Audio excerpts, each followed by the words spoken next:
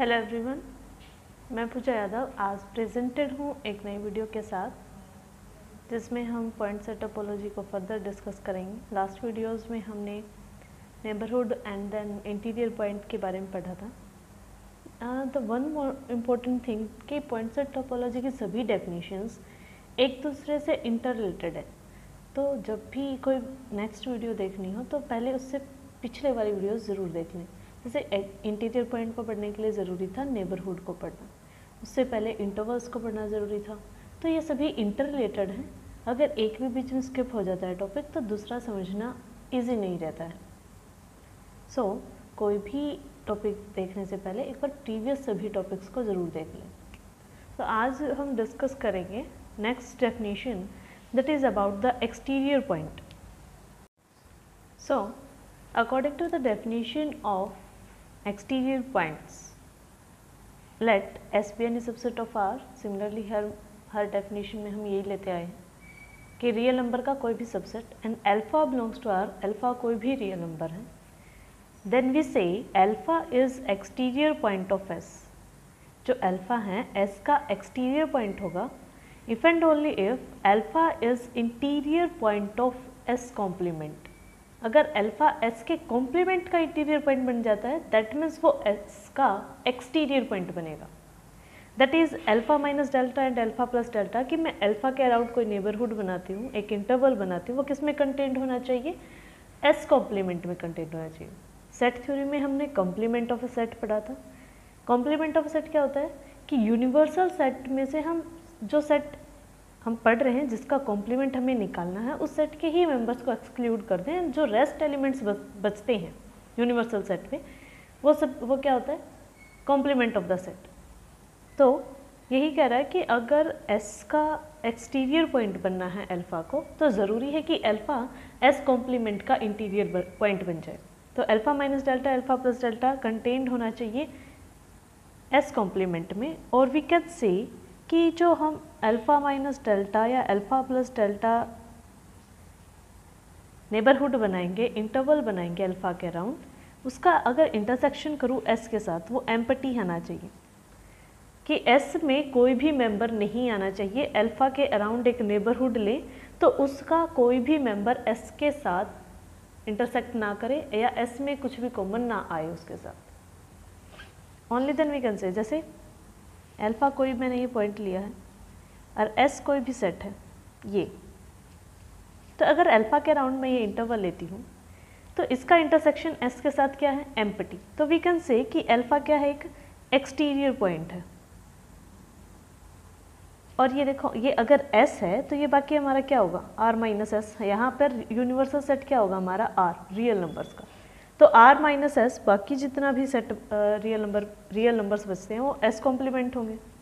तो अगर ये इंटरवल S के साथ कुछ भी कॉमन नहीं है लेकिन S कॉम्प्लीमेंट के साथ इसका कॉमन है, ये कंटेन्ड है टोटली S कॉम्प्लीमेंट में, यही ये बोल रही है डेफिनेशन कि alpha minus delta alpha plus delta contained होना चाहिए S कॉम्प्लीमेंट में, या उसका S के साथ अगर इंटरसेक्शन करें तो वो एम्प्टी होना चाहिए।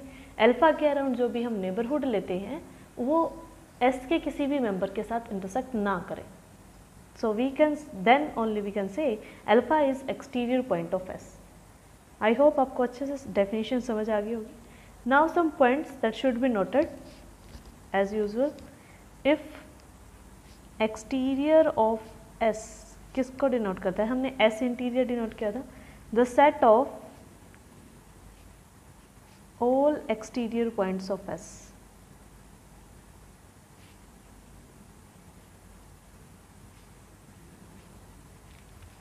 Then exterior of S is equal to S complement का इंटीरियर। इंटीरियर क्यों बनेगा? क्योंकि इंटीरियर की डेफिनेशन के अकॉर्डिंग अगर वो इंटरवल कंटेन्ड हो किसी सेट में तो अल्फ़ा उसका इंटीरियर पॉइंट बन जाता है। तो जितने भी रियल नंबर्स होंगे वो उसका इंटीरियर S कॉम्प्लीमेंट का इंटीरियर, या फिर बोलें R माइनस S का interior. Now the second point, if alpha belong करता है exterior of S से, this implies that is alpha is exterior point of S,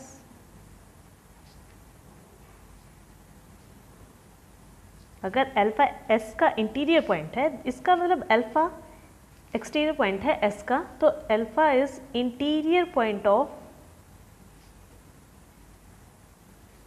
S complement.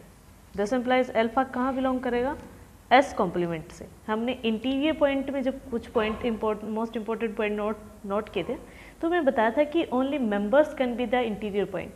अगर ये एस कॉम्प्लीमेंट का इंटीरियर पॉइंट है, that means alpha S complement का member है।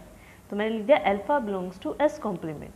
अगर अल्फा एस कॉम्प्लीमेंट में बिलोंग करता है, this implies alpha does not belongs to S. So, the members of a set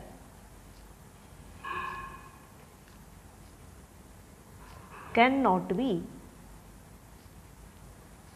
exterior point of S.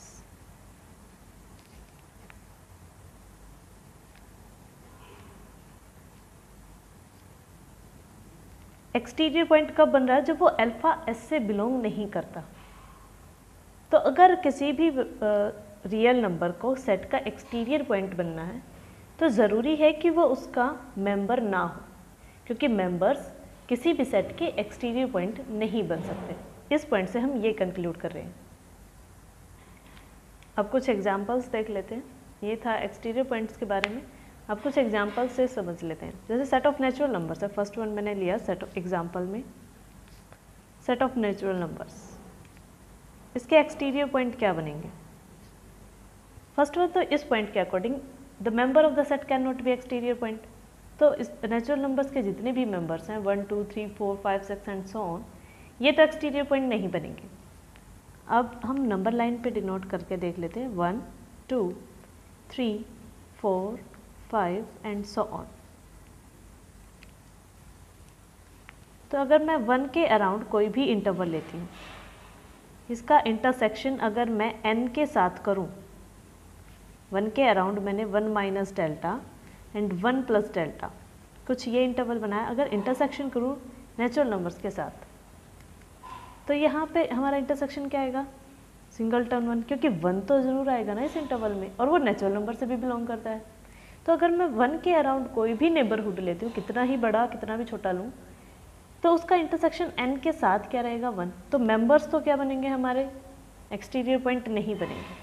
अगर मैं कोई नॉन मेंबर लेती हूँ, जैसे यहाँ पर कोई भी, अगर मैं इसके अराउंड इंटरवल लूँ, इस पॉइंट के अराउंड एक इंटरवल लूँ, तो क्या इसका इंटरसेक्शन n के साथ क्या है, एम्प्टी, क्योंकि यहाँ पर नेचुरल नंबर्स का कोई भी मेंबर नहीं है जो n के साथ इंटरसेक्ट कर ले। तो हमारा इसके साथ जो इंटरसेक्शन है वो क्या रहेगा, empty.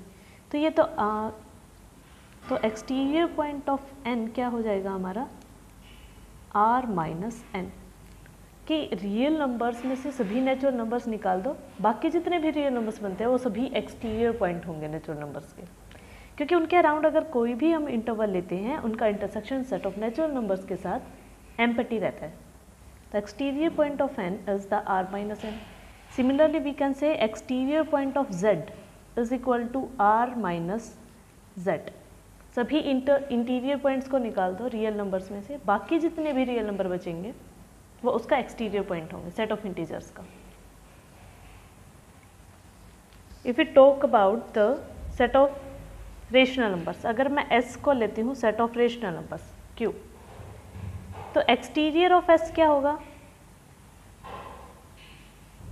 Exterior of q means will be the q complement का इंटीरियर, हमारी डेफिनेशन के according.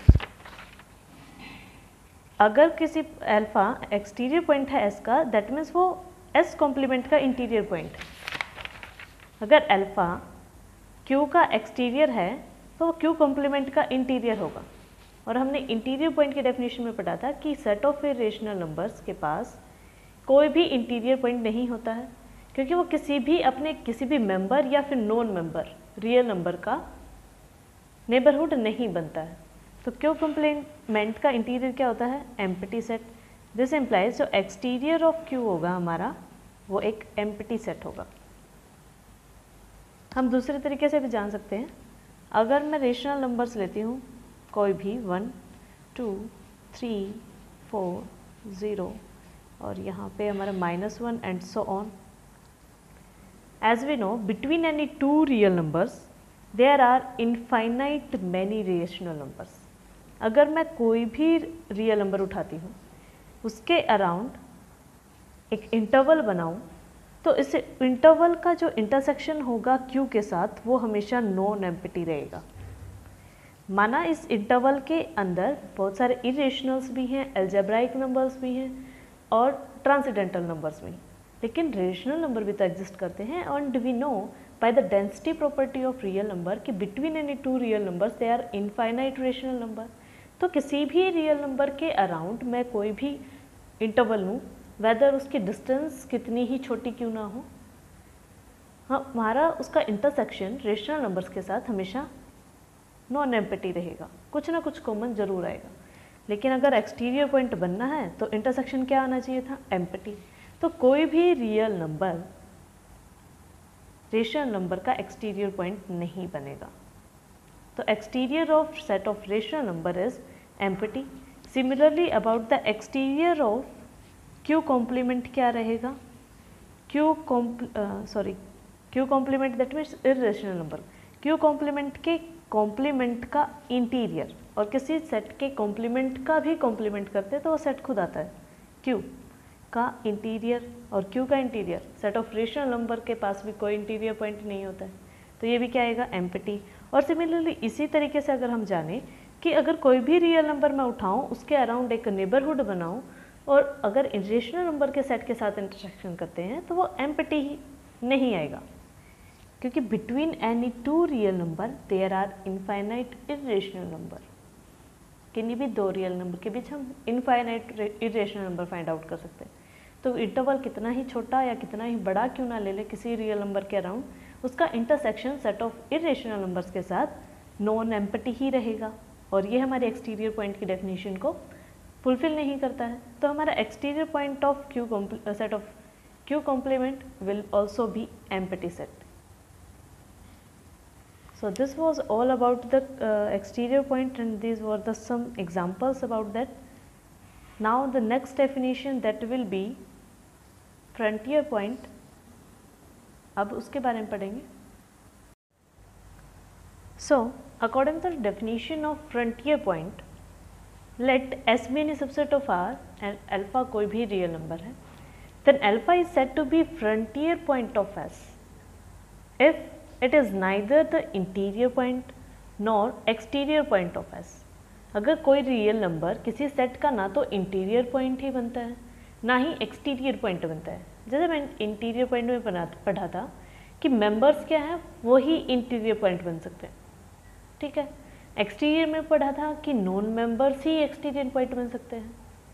Members and non members दोनों आ चुके हैं, लेकिन कुछ पॉइंट्स ऐसे हैं जो मेंबर्स होते हुए भी ना इंटीरियर है ना एक्सटीरियर है. मेंबर होते हुए या नॉन मेंबर होते हुए सेट का ना तो एक्सटीरियर पॉइंट बनते हैं ना ही इंटीरियर पॉइंट बनते हैं, और उन्हीं पॉइंट्स को हम क्या बोलेंगे, frontier point.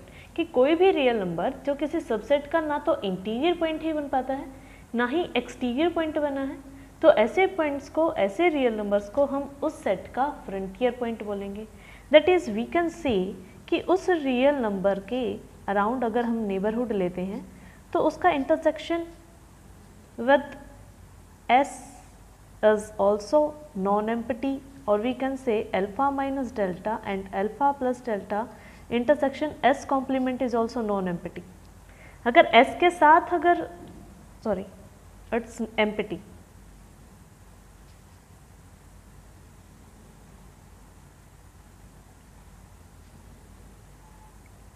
Here we can change if alpha is frontier point.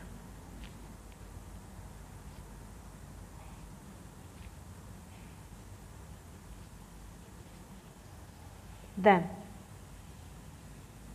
this both.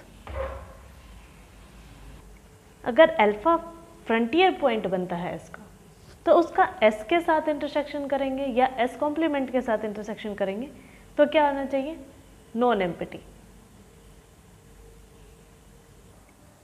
तो ये दोनों कंडीशंस फुलफिल होने चाहिए. अगर अल्फा फ्रंटियर पॉइंट बनता है इसका तो तो उसका एस के साथ इंटरसेक्शन ले या एस कॉम्प्लीमेंट के साथ इंटरसेक्शन ले तो कुछ ना कुछ कॉमन ज़रूर आएगा। और सेकेंडली अगर अल्फ़ा फ्रंटियर पॉइंट है एस का, तो alpha minus delta comma alpha plus delta intersection S interior point का जो सेट है एस का, वो क्या आएगा, एम्प्टी। ना तो वो इंटीरियर पॉइंट्स के साथ इंटरसेक्ट करता है और ना ही वो एक्सटीरियर पॉइंट के साथ इंटरसेक्ट करता है। ये दोनों एम्प्टी आने चाहिए, ये दोनों कंडीशंस के अकॉर्डिंग, तो एस इंटीरियर के साथ और एक्सटीरियर ऑफ एस के साथ ये एम्प्टी आने चाहिए। लेकिन अगर अल्फा फ्रंटियर पॉइंट है तो उसका एस के साथ या फिर एस कॉम्प्लीमेंट के साथ, इन दोनों के साथ कुछ ना कुछ इंटरसेक्ट होता होगा, कुछ ना कुछ कॉमन आता होगा। लेकिन अगर इंटीरियर ऑफ सेट की बात करें या एक्सटीरियर ऑफ द सेट की बात करें तो इनके साथ कुछ भी कॉमन नहीं रहेगा। ना तो वो इंटीरियर पॉइंट है ना ही एक्सटीरियर पॉइंट है। एग्जाम्पल से समझते हैं।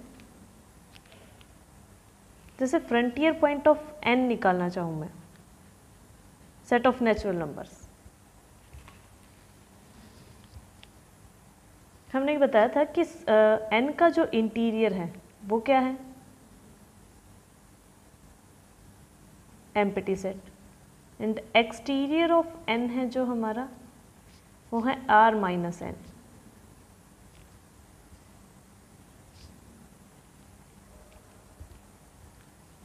दैट मीन्स कि सेट ऑफ नेचुरल नंबर्स के जो मेंबर्स हैं, ना तो वे इंटीरियर पॉइंट बन रहे हैं ना ही वो सेट ऑफ नेचुरल नंबर्स के एक्सटीरियर पॉइंट बन रहे हैं, तो वो कहाँ कंक्लूड होंगे, फ्रंटियर पॉइंट ऑफ एन में।